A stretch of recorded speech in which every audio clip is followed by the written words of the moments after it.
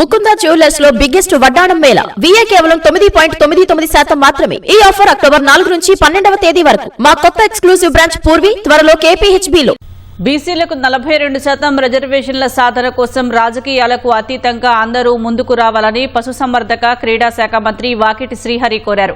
హైదరాబాద్ లక్డీ కపూల్లోని ఓ హోటల్లో బీసీ సంక్షేమ సంఘం ఆధ్వర్యంలో బీసీ ప్రజాప్రతినిధులు కుల సంఘాల అఖిలపక్ష సమావేశం జరిగింది.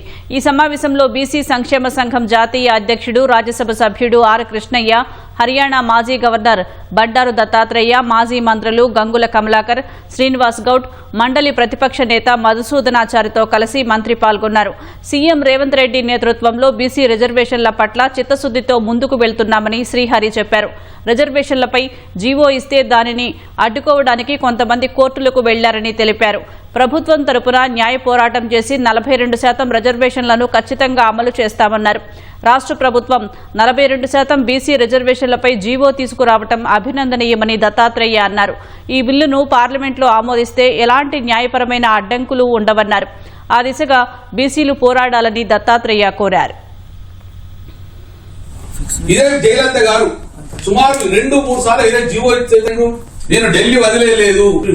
పార్లమెంట్ లో బిల్లు పెట్టి నాకు దీనికి చట్ట ప్రొటెక్షన్ తీసుకోలేదాకా నేను ఢిల్లీ వదలా అని చెప్పేసి ఆ యొక్క అఖిలపక్షం తీసుకెళ్లి ఢిల్లీలో కూర్చుంటే ఆ రోజు పివి నరసింహరావు గారు న్యాయబద్దమని చెప్పేసి ప్రప్రథంగా పార్లమెంట్ లో బిల్లు పెట్టి 9 సీట్లు చేర్చడం వల్ల భారతదేశంలో ఒకే ఒక రాష్ట్రంలో 69% రిజర్వేషన్ అది జయలలిత పుణ్యమా అని చెప్పి ఆ రోజు జయలలిత అగ్ర వర్ణాలకు చెందిన వ్యక్తి కూడా ఆ రోజు కూడా సాధించుకోలేదు.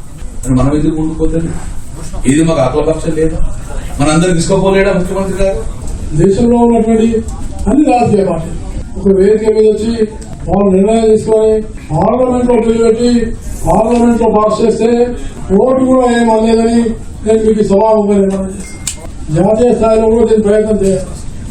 ప్రజాకోట్లకు తీసుకెళ్ళడం చాలా అవసరమని నేను మీకు సభాముఖంగా కార్యాచరణ ఇది ప్లాట్ఫామ్ బిల్డప్ చేయకపోతే సెంట్రల్ లో ఉన్నటువంటి అధికార పార్టీ ఏదైనా కూడా మీ రాష్ట్రానికి మేము 52% ఇస్తామని ఎక్కడ అనదు.